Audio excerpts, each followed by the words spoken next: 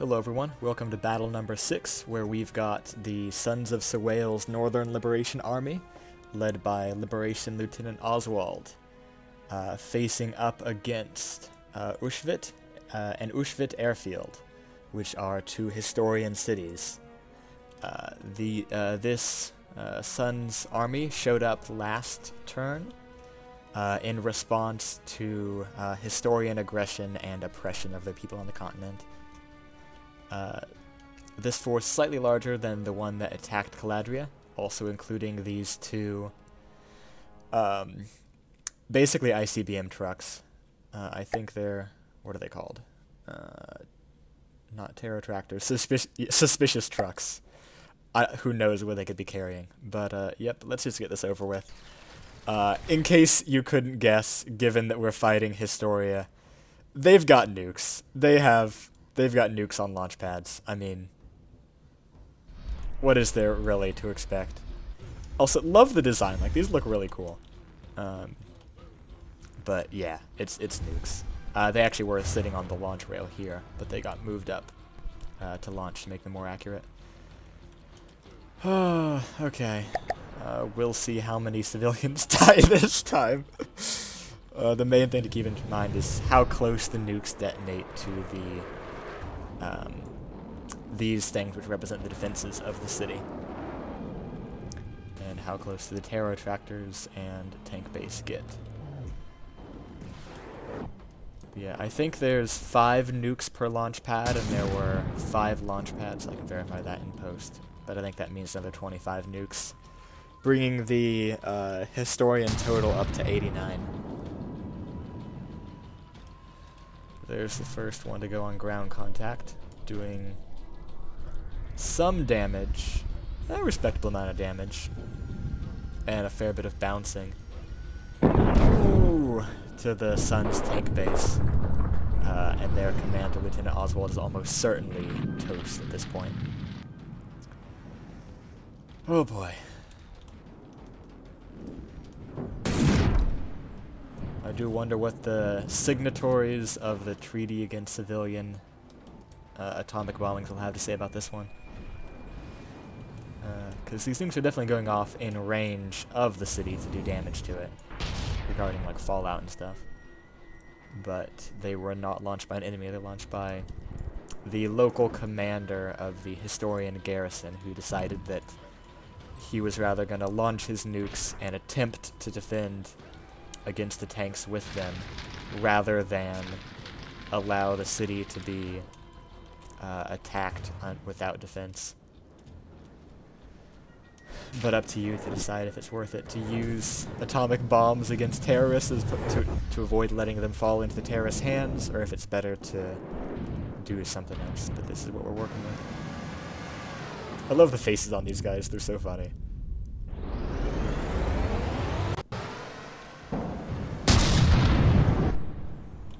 I'm not sure why the nukes just kind of kept on going. I don't think there's anything over there. I guess the suspicious trucks got left behind while these guys advanced. Let's see how they're doing.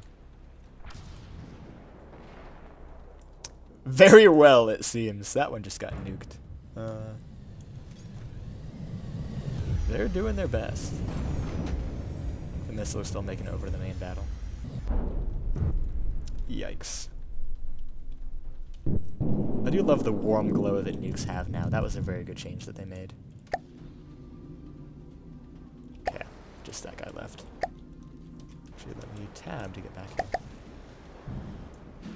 here. Looks like enough of the Sun's vehicles survived the nukes to be able to destroy the city and its defenses, or at least do as much damage as they want to. And actually, there is a Caladrian aircraft as well, which was damaged, but because of that, it'll be kind of joining the battle late as they patched it up as best they could. So let me scroll through all of these vehicles and spawn that in. Caladrian Directive. It is a Basilisk, and it will join the team of the Dustwind gangs. Let me verify that. Yes. And it might be able to prevent the complete destruction of the city now that it's here.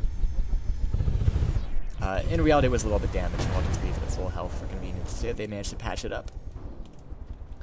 But we'll see how well that lasts. And I'm also spawning it again closer to the city than it would normally be spawned in, because of the fact that it was damaged and just now getting launched. But yep, we'll see what it's able to do. I think it'll manage to destroy any of the tanks that survive before they can totally destroy the city. Because the railgun should be pretty accurate.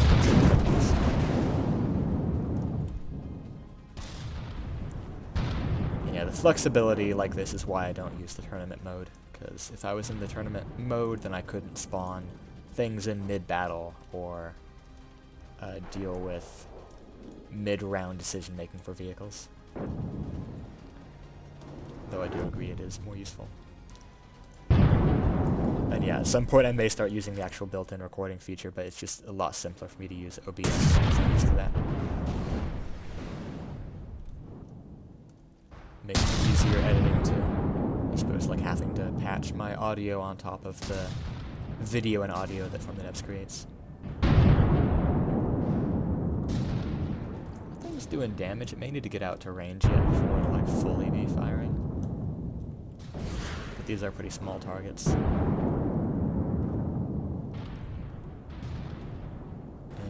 As is legal, they can have a few repair bots. And yeah, just 2 is fine for a vehicle that size. More than that, and I'd probably have it take issue with it. Now the question is if this, I think it's the 6th nuke here, implies that there's actually another warhead on this base, or if it's just implying, oh, they've got another missile body that maybe isn't loaded. Who knows? You can see 1, 2, 3, 4, 5 nukes per launch site. 5 launch sites makes 25. Maybe with a 6th, depending on whether or not those have warheads.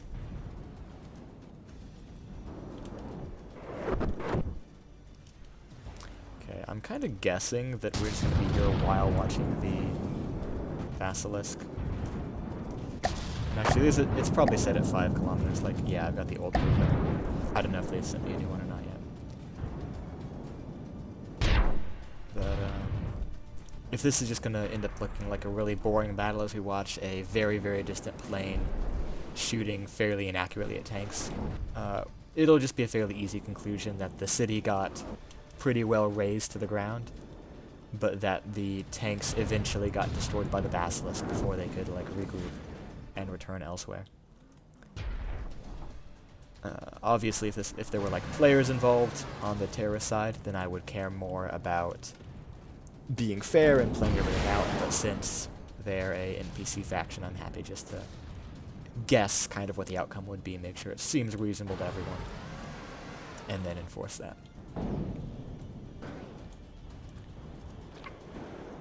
But for now, it's just slowly watching these fellas destroy the launch pads. Oh, actually, these are made of dirt. I thought they'd be made out of more, or not dirt, wood. Guess it makes sense for cost reasons. And that can kind of represent like infill dirt anyways.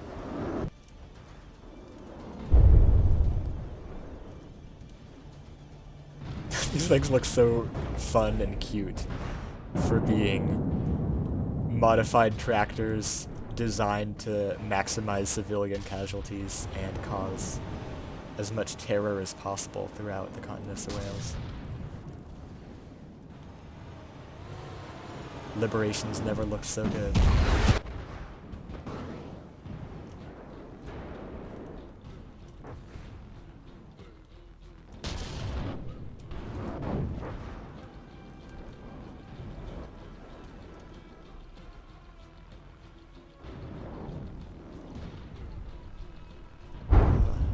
Are there any questions in the chat y'all want me to answer while we're otherwise just sitting here? Let's see. Yeah, I definitely didn't get the new PP for 4 kilometers. All the nukes did detonate. Pretty much all of them on the tanks themselves. So they did well. They totally destroyed the tank base, they damaged a few of the terror tractors, and they totally destroyed the suspicious trucks. So the high-value targets were all obliterated, and then there were just 10 of these guys. So there's what, 1, 2, 3, 4, 5, 6, 7, 8, 9 left. I guess only one of the terror tractors got destroyed, but several of the rest are damaged. I guess not by too much. The fact that they can repair does help them out quite a bit.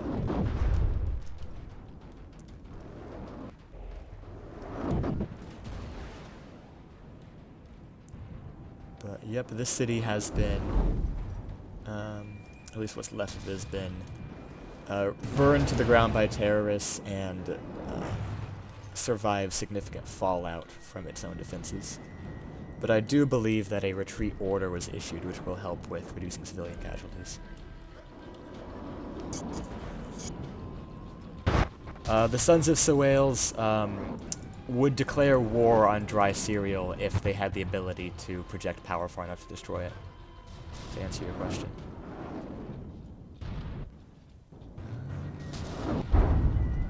I know that the nuke launchers look so good.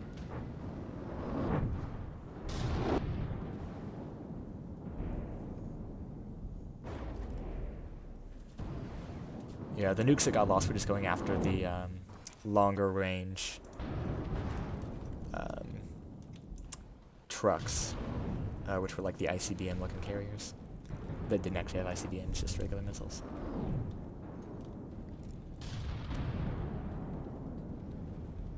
So gaming, question for you, is this a spare vehicle ready to launch? Or is it just a backup airframe that doesn't have a warhead on it? Assuming you're still... yeah.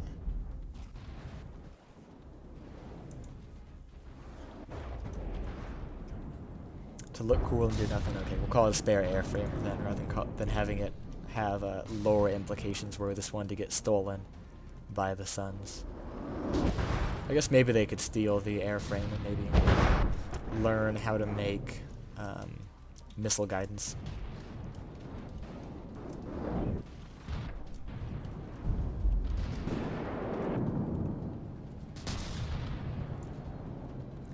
Distant Basilisk out there somewhere. Although I don't think the accuracy would be much improved from 4 versus 5 kilometers. So they should probably be set to 3 kilometers for their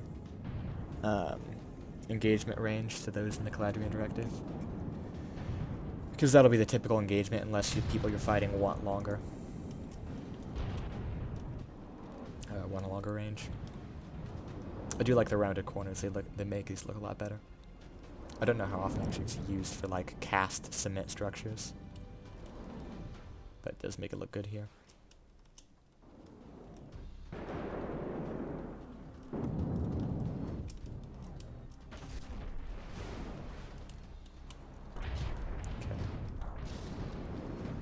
How are these things doing? 67 and 61.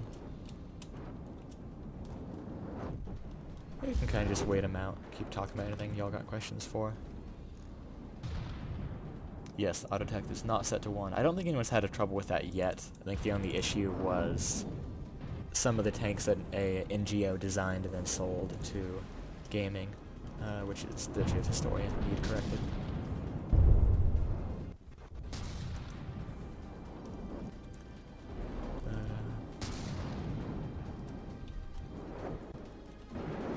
Oh yeah, the problem is a lot of the missiles are targeting the Basilisk instead of the launch pad. So okay, we can just call the battle here. Say that presumably all of the Suns were taken out by long-range air support from that guy. Although I'm not sure exactly what happened with the other 2 Basilisks that were here. If they were too damaged to take off and therefore actually got destroyed, or if they got moved far enough out of the way that they could escape, but not engage in battle.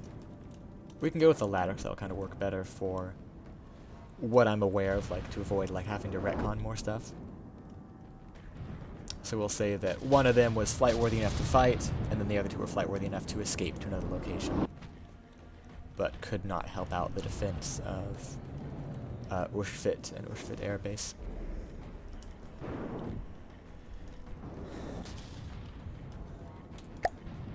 Let me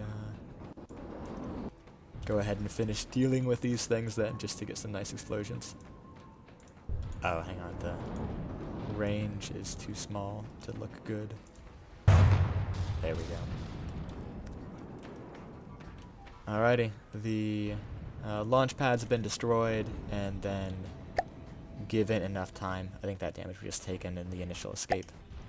It's likely that these guys will all get destroyed by the Basilisk as well, so just to see more explosions, I can go ahead and detonate all of them.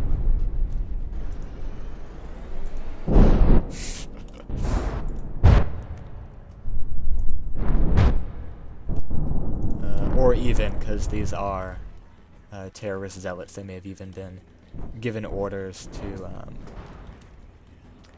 make sure to avoid capture after they destroyed the city by, like, scuttling their vehicles and possibly shooting themselves as well. But alright, that's the defense of Uchwyt, and then I probably won't get the defense of Vybor out right now, because I'm missing some blueprints for that, but I'll try to get that shortly. Anyways, alrighty, thanks for watching.